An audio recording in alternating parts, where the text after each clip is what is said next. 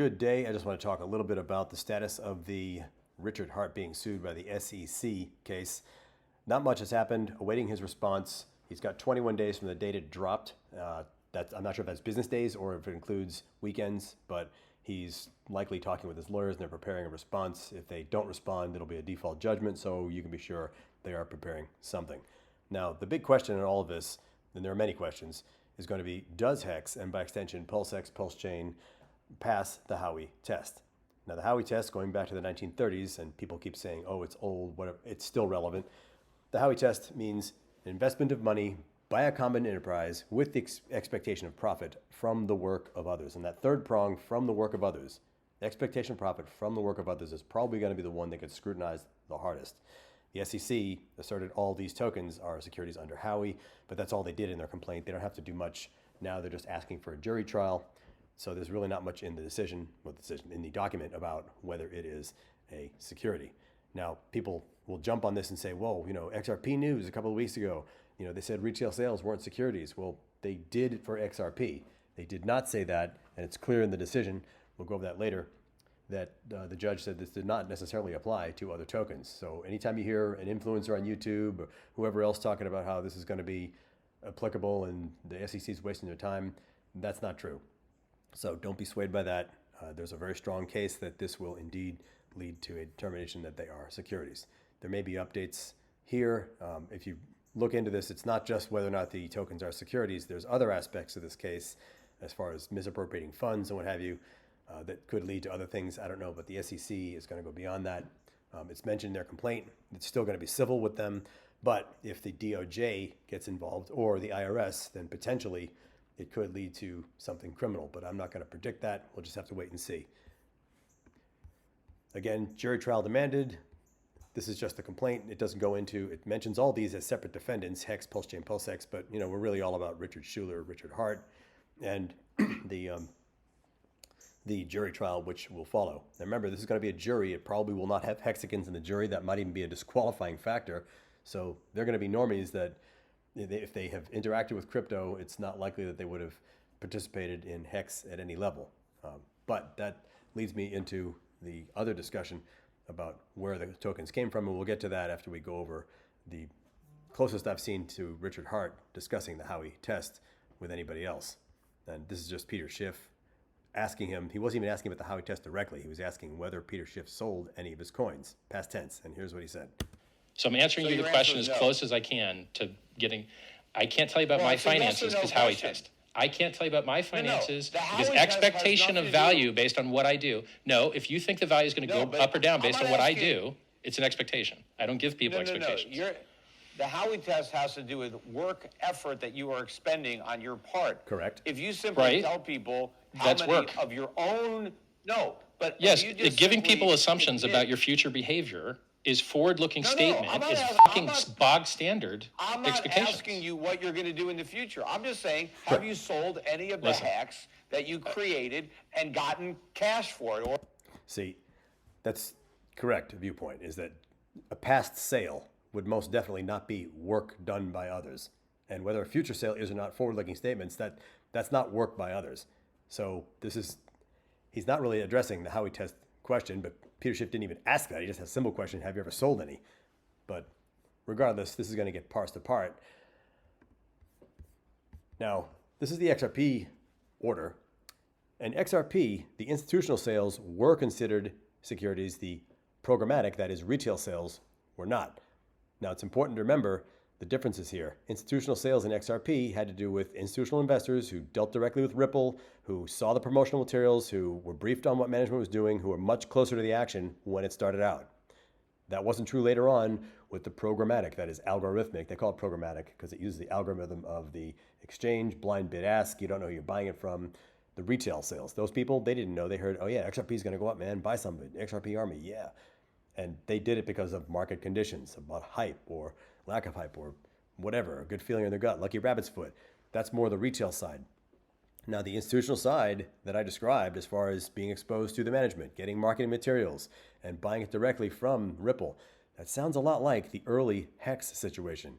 When HEX first came out, 2019 to 2020, through December 2020, I think, you had to deal directly with Richard Hart, and you knew about the marketing. You heard about it from all the YouTube promoters. You were part of the whole thing. If you said one negative word about it, you got pilloried. So that starts to look a little bit more like the direct connections with management, being Richard Hart, talking about what it's going to do, it's going to save the world, and staking and T-shares and all this other stuff. That looks a little bit more like an institutional sale than it does buying blind through a bid-ask transaction on an exchange. And by the way, you couldn't actually do that because almost no exchanges carried HEX. The big ones, Coinbase, Binance, Kraken.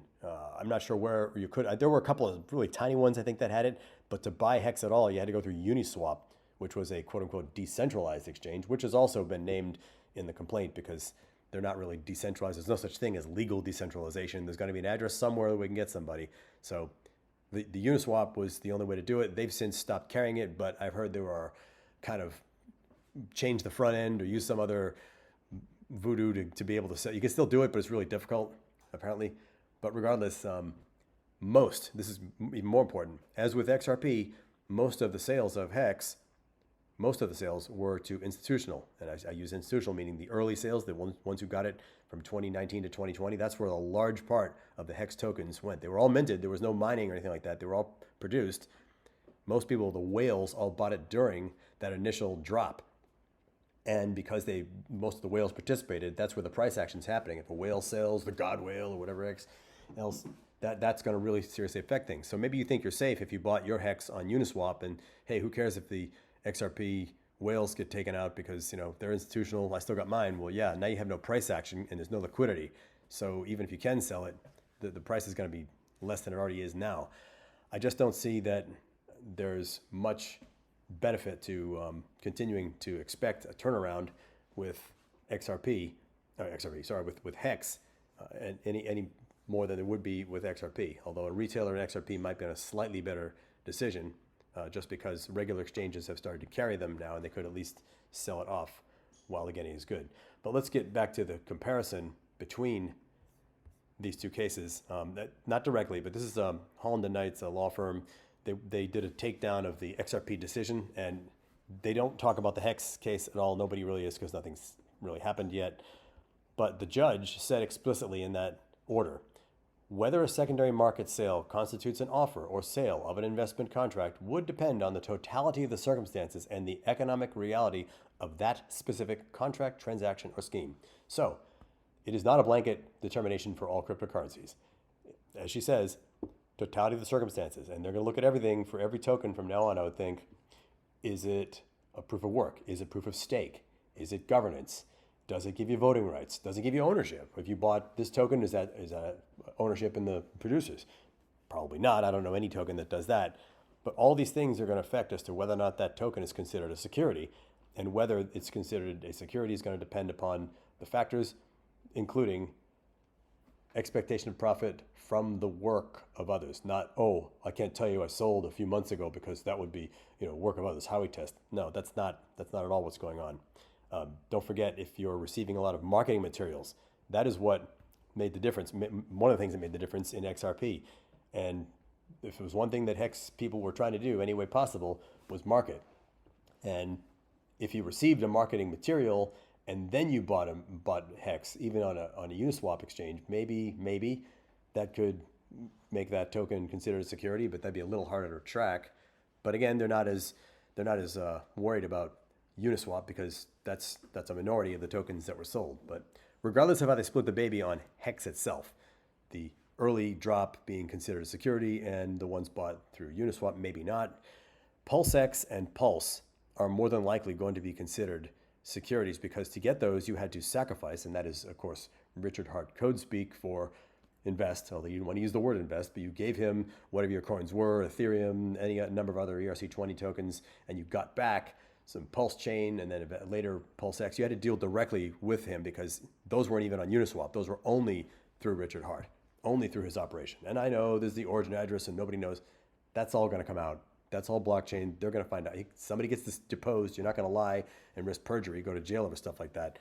They're going to find out the details. And those two tokens, I think, have a much stronger likelihood of being considered a security. And remember now, this is going a little further in the analysis. several digital asset exchanges will be able to leverage, you leverage several aspects of this opinion for their benefit. The SEC, they've got this decision. They know this one that came down from XRP, that the benefit of Judge Torres' opinion, meaning the agency's evidentiary development and argument advancement may and likely will adapt to the extent it pursues similar theories going forward. In other words, now they know how the judge is going to look at things like this. They won't just show up with a demand for summary judgment and a cursory look like, yeah, we think it's securities because of this, that, and the other thing. Now they're going to get more nuanced in their next demand for a summary judgment, and not just a summary judgment, whatever trial might come if the summary judgment is rejected again. Again, I say if it goes for HEX or some other token, they present a summary judgment. If it gets shot down, they'll be better prepared next time, is what I'm trying to say. It's anticipated the agency will look for ways to adapt to challenges and potentially undo this decision on appeal or attempt to minimize it over time as an outlier. These points bear watching going forward. They absolutely do. And again, they cover this. Torres highlighting several XRP and Ripple specific factors weighted in favor of finding on the programmatic, that is retail sales that did not constitute securities transactions. Ripple's programmatic sales represented less than 1% of XRP's global trading. As I said before, I think most of the HEX was gathered by investors from 2019 to 20, and there was more out there you could buy Uniswap, but the God whales had so much of it. But the programmatic people they bought later, is that true with HEX? I don't know how much more was sold through Uniswap. Ripple's promotional materials as distributed to investors were not widely circulated. HEX did everything to widely circulate. It was on buses, it was on taxi cabs, there were mailers going out. That weakens the case that a programmatic sale, that is a retail sale, would not be considered a security, because that sort of ties people in with, oh yeah, I heard about that.